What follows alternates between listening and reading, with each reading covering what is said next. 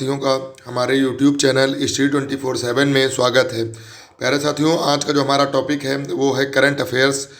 आज के हम करंट अफेयर्स पढ़ेंगे और कुछ जीके जीएस के मोस्ट इंपॉर्टेंट क्वेश्चंस का रिवीजन करेंगे। तो चलिए प्यारे साथियों, जो एग्ज़ाम की दृष्टि से महत्वपूर्ण प्रश्न हैं उनका एक्सप्लेन करते हैं। चलिए, सबसे पहला हमारा क्वेश्चन है, भारत में हर साल 26 नवंबर के किस दिन के रूप में मनाया जाता है? तो भारत में हर साल 26 नवंबर किस दिन के रूप में मनाया जाता है? संविधान दिवस के रूप में मनाया जाता है। इसे कॉन्स्टिट्यूशनल डे और नेशनल लॉ डे के रूप में भी जाना जाता है, क्योंकि 26 नवंबर 1949 को संविधान को अंगीकृत किया गया था। तो भारत में हर साल 26 नवंबर को कॉन्स्टिट्यूशन डे और नेशनल लॉ डे के रूप में भी मनाया जाता है।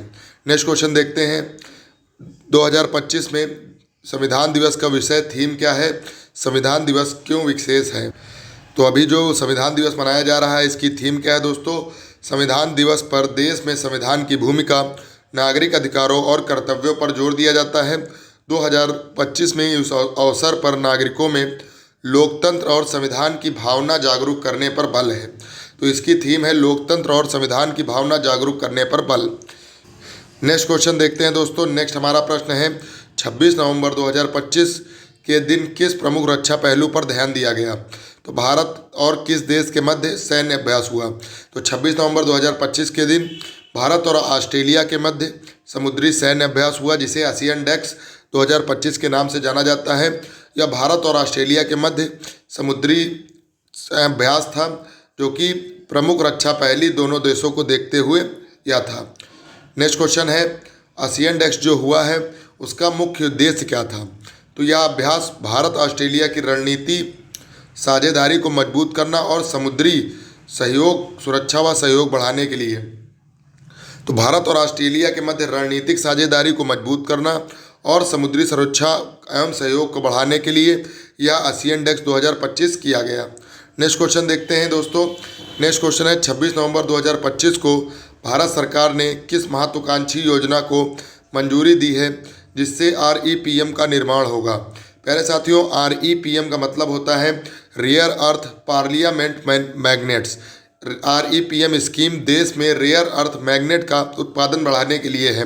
तो 26 नवंबर 2025 को REPM यानी rare earth permanent magnet scheme महत्वाकांक्षी योजना बढ़ाने के लिए मंजूरी दी गई है भारत सरकार के द्वारा। नेक्स्ट क्वेश्चन देखते हैं, जो REPM स्कीम है इसके तहत कितनी सालाना उत्पादन क्षमता स्थापित करने की योजना है? तो 6000 मीट्रिक टन प्रति वर्ष MTPA की उत्पादन क्षमता हर साल REPM स्कीम के तहत उत्पादन के लिए योजना में लाई गई है भारत सरकार के द्वारा। नेक्स्ट क्वेश्चन देखते हैं। नेक्स्ट हमारा क्वेश्चन है, 26 नवंबर 2025 को किस मेट्रो रेल परियोजना के विस्तार को कैबिनेट मंजूरी दी गई है? तो Pune metro rail project phase 2 को मेट्रो रेल परियोजना के विस्तार के लिए कैबिनेट में मंजूरी दे दी गई है। तो इसका राइट आंसर हो जाएगा Pune metro rail project. Next question देखते हैं, संविधान सभा का गठन किसके द्वारा किया गया? प्यारे साथियों, आप सभी को पता होगा संविधान सभा का गठन कैबिनेट मिशन के द्वारा किया गया, जो कि 1946 में आया। तो इसी के प्रस्ताव पर संविधान सभा का गठन किया गया।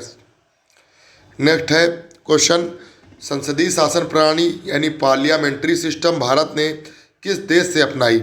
यानी प्यारे साथियों, जो भारत देश में संसदीय प्रणाली है वह किस देश से देखकर भारत ने अपनाई है? तो ब्रिटेन से अपनाई है संसदीय शासन प्रणाली। नेक्स्ट क्वेश्चन देखते हैं, राष्ट्रपति का चुनाव किस प्रकार होता है? तो राष्ट्रपति का चुनाव होता है दोस्तों निर्वाचक मंडल इलेक्टोरल कॉलेज द्वारा, जिसमें सांसद, विधायक, लेकिन MLC यानी जनता के द्वारा चुने हुए प्रतिनिधि आते हैं। एकल संक्रमणी प्रतिनिधि के द्वारा इसका चुनाव किया जाता है। तो जनता के द्वारा चुना गया नेता यानी सांसद और विधायक, यही इसके निर्वाचन मंडल में शामिल होते हैं और इनका निर्वाचन राष्ट्रपति का एकल संक्रमणी मत पद्धति के द्वारा किया जाता है। नेक्स्ट क्वेश्चन देखते हैं, 1857 का विद्रोह कहाँ से शुरू हुआ? तो इसका राइट आंसर हो जाएगा मेरठ से। एग्जाम्पल में सैनिकों ने नए कारतूसों के विरोध में विद्रोह किया, बाद में यह दिल्ली तक फैल गया। तो 1857 का विद्रोह कहाँ से शुरू हुआ दोस्तों? मेरठ से। नेक्स्ट क्वेश्चन देखते हैं। नेक्स्ट क्वेश्चन है, पानीपत का प्रथम युद्ध किसके बीच में हुआ? तो पानीपत का प्रथम युद्ध कब हुआ? सन 1526 ईस्वी में। बाबर बनाम इब्राहिम लोदी, यानी बाबर और इब्राहिम लोदी के बाद पानीपत का प्रथम युद्ध सन 1526 ईस्वी में हुआ। इसमें बाबर विजयी हुआ और मुगल साम्राज्य की नींव पड़ी। पानीपत के प्रथम युद्ध से भारत ने मुगल साम्राज्य की नींव पड़ी थी। नेक्स्ट क्वेश्चन देखते हैं दोस्तों। नेक्स्ट हमारा प्रश्न है, अलाउद्दीन खिलजी ने किस कर प्रणाली के सुधार किए थे? तो कृषि उपज पर भूमि कर, खराज की प्रणाली सख्त की, उपज का 50% तक कर तय किया, राज्य की आय बढ़ी। तो अलाउद्दीन खिलजी ने किस कर प्रणाली में सुधार किए? तो कृषि उपज पर भूमि कर की प्रणाली सख्त कर दी अलाउद्दीन खिलजी ने। इन्हें खिलजी वंश के संस्थापक के रूप में भी जाना जाता है। नेक्स्ट क्वेश्चन देखते हैं, सिंधु घाटी सभ्यता इंडस वैली सिविलाइजेशन का सबसे बड़ा स्थल कौन सा है? तो इसका राइट आंसर हो जाएगा मोहनजोदाड़ो। सिंधु घाटी सभ्यता का सबसे बड़ा स्थल है, पाकिस्तान में स्थित है। यहाँ पर ग्रेट बात मिला, आपसे क्वेश्चन पूछ लिया जाता है कि सिंधु घाटी सभ्यता का ऐसा कौन सा स्थल है जहाँ पर महान स्नानागार के साक्ष्य प्राप्त हुए? तो मोहनजोदड़ो में महान स्नानागार के साक्ष्य प्राप्त हुए। जो नगरीय जीवन का प्रमाण है, नगरीय जीवन के प्रमाण कहाँ से प्राप्त हुए? मोहनजोदाड़ो से प्राप्त हुए। मोहनजोदाड़ो पाकिस्तान में स्थित है और सबसे बड़ा सिंधु घाटी का सभ्यता का यह स्थल है। नेक्स्ट क्वेश्चन देखते हैं। नेक्स्ट हमारा प्रश्न है, भारतीय नौसेना की पूर्वी और पश्चिमी कमान के मुख्यालय कहाँ पर हैं? तो भारतीय नौसेना के पूर्वी कमान का मुख्यालय विशाखापट्टनम और पश्चिमी कमान का मुख्यालय मुंबई में है। ये बंगाल की खाड़ी और अरब सागर की ओर दोनों मुख्यालय रक्षा करते हैं हमारे भारत देश की। पूर्वी कमान विशाखापट्टनम, पश्चिमी कमान मुंबई। नेक्स्ट क्वेश्चन देखते हैं दोस्तों। भारत में करेलियन तट यानी कोंकण तट किन राज्यों में तक फैला हुआ है? तो महाराष्ट्र, गोवा, कर्नाटक। कोंकण तट पश्चिमी घाट और अरब सागर के बीच सकरा समुद्री तटीय मैदान जो कि महाराष्ट्र, गोवा, कर्नाटक तक फैला हुआ है। अगर आपको हमारा वीडियो अच्छा लगे तो हमारे वीडियो को लाइक करें, कमेंट करें और ऐसे ही स्टडी वीडियो पाने के लिए चैनल को सब्सक्राइब करें। अगर आपको इस कंटेंट की PDF चाहिए तो कमेंट बॉक्स में कमेंट कर दीजिएगा, हम आपको PDF प्रोवाइड करा देंगे। वंदे मातरम, जय हिंद, जय भारत।